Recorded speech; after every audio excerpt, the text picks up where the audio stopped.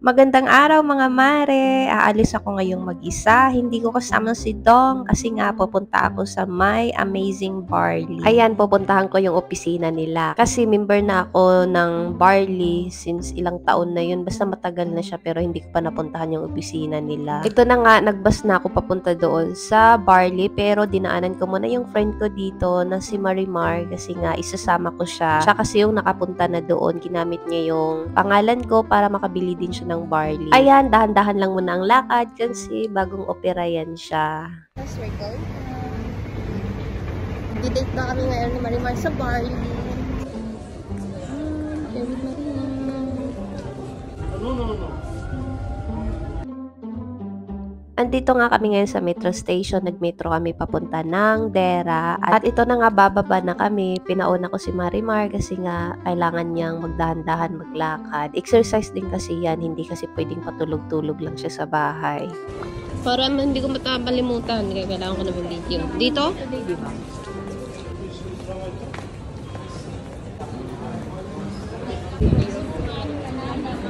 Gusto mo ba? Pagkatapos, dito na. Diba dyan yung mga dampa, lamesa? Ah, okay. Dito pala yun. Hindi ko kasi naalala na matagal na kasi akong hindi nagpunta dito. At nag-video na din pala ako papunta dito. Baka makalimutan ko na naman. At least next time makakapunta na ako dito ng mag-isa. Habang naglalakad kami papunta doon sa Barley, may nagbigay nitong flyers na to. Mukha na daw kasi kaming gutom. Kaya perfect daw tong pagkain nila para sa amin. Hindi ko mawano yung baka nakalimutan ko. Ito yung tapat nito, tsaka dito. O, sige na nga.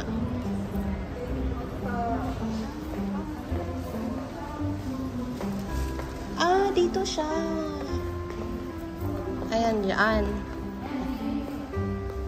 Ito. A-World ba? Oo, AIM World. Saan dyan? Lamisa nga. Ayun na, lamisa. Lumabas nga kami ulit ni Marimar kasi nga hindi alam ng security guard yung opisina ng AIM Barley. Tinuro niya kami dito sa kabilang building. Pero nung nagtanong kami dito sa kabilang building, tinuro kami balik doon sa building na pinuntahan namin una. Doon daw kasi yung opisina ng Barley. At ito na nga sa wakas, natuntun din namin. Yung guardian na naka-duty, hindi niya alam na may AIM Barley pala dyan sa building na pinag-dutyhan niya. Nakakaluka siya. Ganda ng office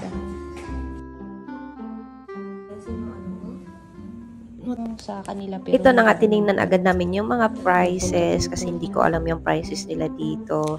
At walang kataw-tao sa loob. Nakakasya. Kami lang dalawa ni Marimar yung customer niya. At sa mga gustong mag-avail ng barley, yung packages nila, ayan, may mura, may mahal. At saka nasashock ako dito sa 15K na to. Kakaloka, pang for good na yan na price. At syempre, hindi natin pipiliin yung pang mayamang package lang yan. 200 plus 1,000. 15,000 sa dirham. Ito yung kinuha ni Mariel. Sana all. Pinasikat to ni Robin nga kasi nga, di ba? Sa Asia nga. Baka bumalik na sa kanila yung namin na kilala. Ito yung kinuha ko. Sana yun. Yung 3,000 na yung lintik talaga. Charot. Ito. Yung gold package yung kinuha ko. Dami pala yung may 42 boxes ka. Oo. Una saan? Pinasin ko na sa Pinas. Di ba si di ba si Mother may sakit?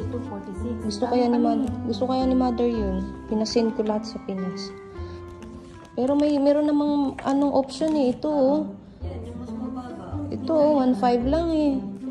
Bakit hindi ito yung kinuha ko? Di ba na 520 ko ba yun? Meron din. Sige na ako. May sabon din yata. Vitamin C, pampaputi.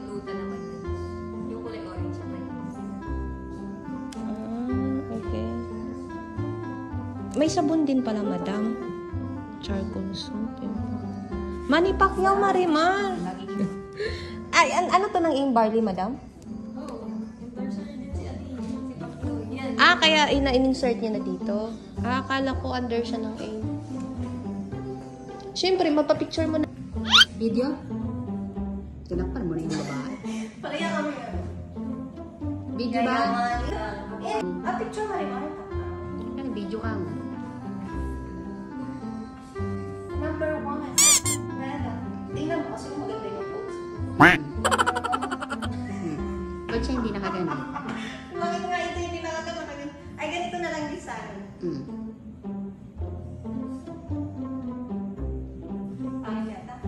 Madam, tong owner na to, ito yung mga owner. Grabe naman sila. Sana all.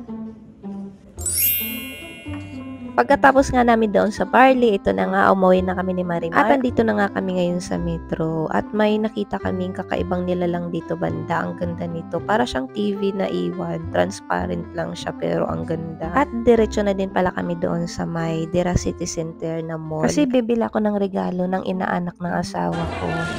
Sino ba may birthday si Stella? Hindi, yung isa. Si Borders. Prambot? Ito na lang oh, dalawa matabi. Ay, ito lang, isa lang pala to.